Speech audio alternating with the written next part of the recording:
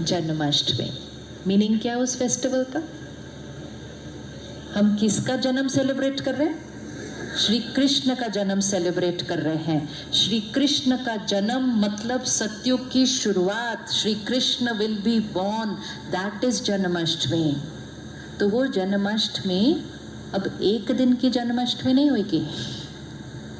अब हमें ऐसा संस्कार क्रिएट करने हैं कि the Satyugi souls will start getting born again on this planet. Shri Krishna Janmashtami will be the world. That is what Bharat will become. Shri Krishna will be born.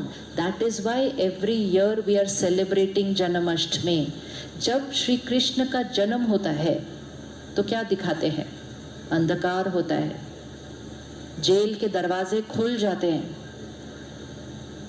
दिखाते हैं ना, जेल के दरवाजे खुल जाते हैं और एक पीपल के पत्ते पे वो प्योर राजकुमार पैदा होकर आ जाता है, विच मीन्स कलयुग की रात होगी।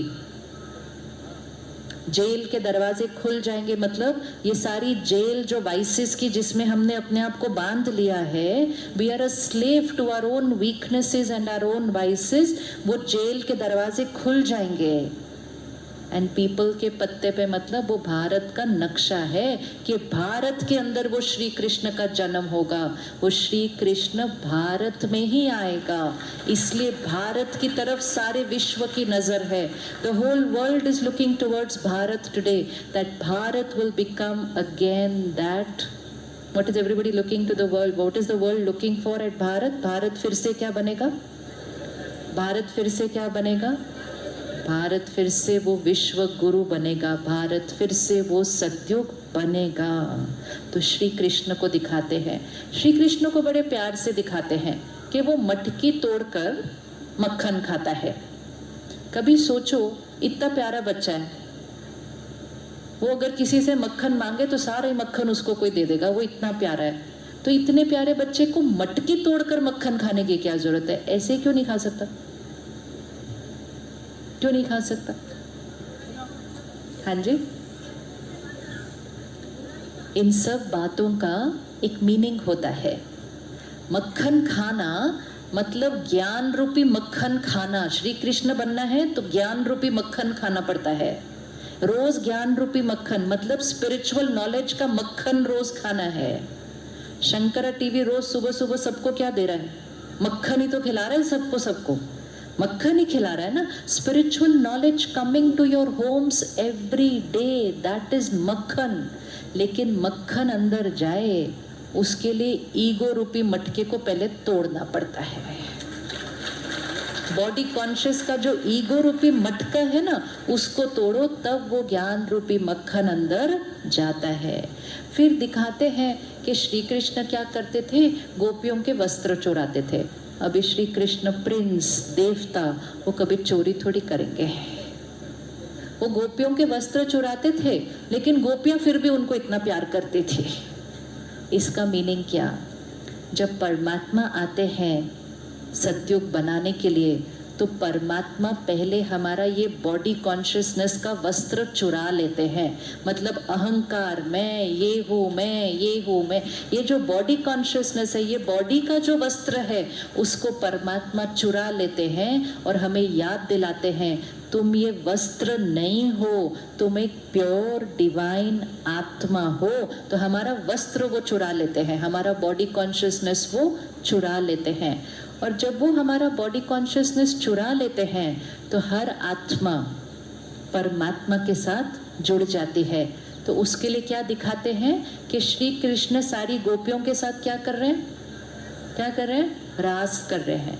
And every Gopi is feeling कि श्री कृष्ण मेरे साथ ही रास कर रहे हैं, विच मीन्स परमात्मा हर एक आत्मा के साथ, क्योंकि बॉडी कॉन्शियसनेस का ईगो उतर गया ना। आज क्या होता है, कभी कभी हम भगवान को याद करने बैठते हैं। किस किस का ये एक्सपीरियंस है? I sit to pray, I sit to remember God, but when I am praying my mind starts going here and there and there and there. वो इसलिए होता है क्योंकि पहले तो हम अपने आप को ही नहीं पहचानते, तो परमात्मा से कैसे कनेक्ट करेंगे? खुदा को जानने से पहले खुद को जानना पड़ता है। खुद को जाने बिना खुदा से संबंध नहीं जुड़ पाता है। तो first thing, I am a soul. This has to be practiced, and only when I am in soul consciousness stage I will be able to get connected to God. तो पहले अपना वो body consciousness का वस्त्र छोड़ देना है, तब परमात्मा के साथ रास होनी शुरू हो जाएगी, मतलब तब भगवान के साथ कनेक्शन जुड़ना शुरू हो जाएगा। एंड जब परमात्मा के साथ कनेक्शन जुड़ना शुरू हो जाता है तो ये जो रास चलती है ना सारी गोपियों की, ये हमारी फैमिली रिलेशनशिप्स में होने लग जाएंगे। रास में क्या होता है? रास में एक ऐसे मारता है, सामने वाला ऐसे मारता है। कई बार दो डंडे भी होते हैं ना, हर एक के हाथ में एक डंडा होता है। एक डंडा ऐसे मारता है, दूसरा डंडा ऐसे मारता है।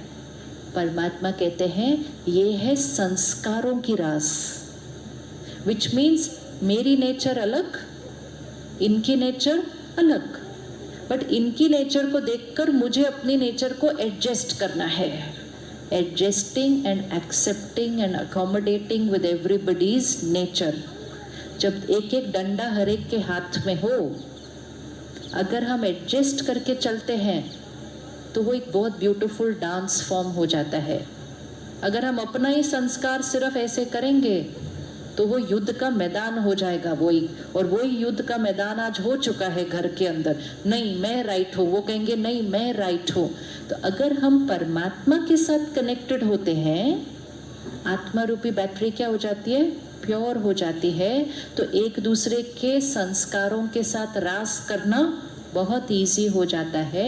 तो वो सिर्फ एक फिजिकल डांस फॉर्म नहीं है, वो है संस्कारों की रास, कि हमारे संस्कार एक दूसरे के साथ क्या होने लग जाएंगे? मिलने लग जाएंगे। वो संस्कारों की रास दिखाते हैं। फिर श्री कृष्ण को क्या दिखाते हैं? शेषनाग के ऊपर खड़ा हुआ दिखाते हैं। सामने देखिए ना इतनी सुंदर मूर्ति, उसका मीनिंग क्या? मीनिंग क्या है उसका? अब छोटा सा बच्चा है, वो शेषनाग के ऊपर कैसे खड़ा हो जाएगा? उसका मीनिंग है, when I the soul connect to God, energize myself, I become a master over my vices. I am standing on the Sheshnag, which means the vices are below me and I stand over the vices. I am not a victim to my vices. I become a master over my vices. तो वो ऐसे खड़े हो जाते हैं। फिर क्या दिखाते हैं कि वो गोवर्धन पर्वत उठाना था, तो कैसे वो गोवर्धन पर्वत उठाया? फोटो में क्या दिखाते? एक एक उंगली, which means one person cannot create Satyug, one community cannot create Satyug. Satyug will get created by everyone's one finger of cooperation. Each one will contribute and we will lift this Govardhan Parvat and we will change the world from Kalyug to Satyug. And फिर क्या दिखाते हैं कि श्री कृष्ण ने महाभारत युद्ध में क्या दिखाते हैं? क्या किया? तो कई बार प्रश्न नहीं उठता कि देवी देवता श्री कृष्ण हिंसा का ज्ञान कैसे दे सकते हैं? ये कैसे कह सकते हैं तुम इसको मारो, तुम इसको मारो?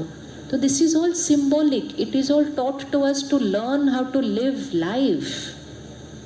तो परमात्मा आकर हमको सिखाते हैं कि हमारी अपनी वीकनेसेस, जिनके साथ हमारी बड़ी अटैचमेंट हो गई है, उनको हमें एक एक करके क्या करना है?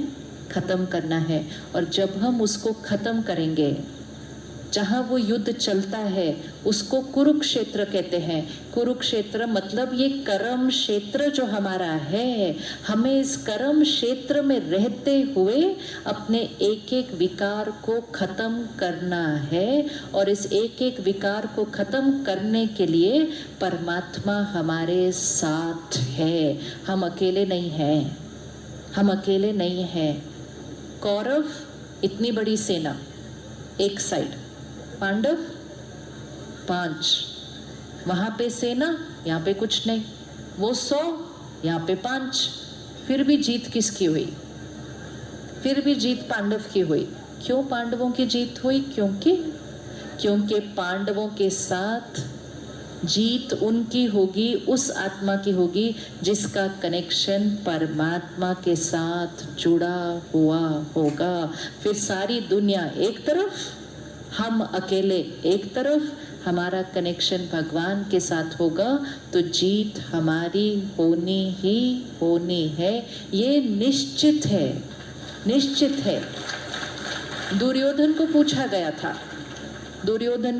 गया था कि आपको सेना चाहिए या श्री कृष्ण चाहिए? उसको चॉइस दिया था, सेना चाहिए या श्री कृष्ण चाहिए। तो दुर्योधन ने सोचा श्री कृष्ण को लेकर मैं क्या करूं, उसको तो लड़ना भी अलाउड नहीं है युद्ध में, इससे अच्छा तो मैं किसको ले लूं। ऐसे ही हमें भी चॉइस मिलती है, परमात्मा को चूज कर रहे हो या दुनिया को चूज कर रहे हो। मतलब सेना को चूज कर रहे हो या एक भगवान को चूज कर रहे हो, चॉइस मिलती है। जब एक भगवान को चूज कर लिया तो सारी दुनिया के साथ सुंदर रिश्ता बन जाएगा। लेकिन परमात्मा को चूज नहीं किया, दुनिया को चूज किया, तो ना परमात्मा के साथ रिश्ता बना, ना दुनिया के साथ अच्छा रिश्ता आज बन रहा है, ना अपने आप के साथ रिश्ता अच्छा है। तो एक रिश्ता आज शुरू करना है कि मुझ आत्मा का परमात्मा के साथ रिश्ता। इस साल हमें जन्माष्टमी सिर्फ मनानी नहीं है। We are not only going to celebrate it like a festival. We are going to inculcate those Satyugi sanskars so that we will create the Satyugi sansar back in Bharat.